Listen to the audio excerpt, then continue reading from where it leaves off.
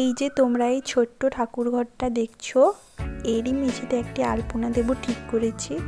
এখানে আমার এত ফাঁকা ফাঁকা লাগছিল, তাই জন্য ভাবলাম এখানে একটা আলপনা দিই, যাতে ঠাকুর ঘরটা দেখতে আরও ভালো লাগে। তো এখানে আমি এশিয়ান পেইন্টের দুটি কালার ব্যবহার করেছি। প্রথমে আমি লাল কালার করে নিয়েছি, যাতে তার উপরে সাদা কালার দিয়ে ডিজাইন করতে পারি। এইরকম রঙের ওপর আলপনা দিলে কিন্তু দেখতে খুব ভালো লাগে। ডিপ কালারটা হালকা কালারকে সুন্দরভাবে ফুটিয়ে তোলে। এর আগেও আমি অনেক আলপনা দিয়েছি, কিন্তু এইটা আমার সব থেকে বেশি ভালো লাগে।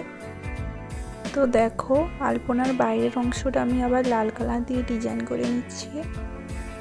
তো পুরো আলপনাটা কমপ্লিট হয়ে যাওয়ার পরে আগের থেকে ঠাকুর ঘরটা আরও কত সুন্দর লাগছে দেখো।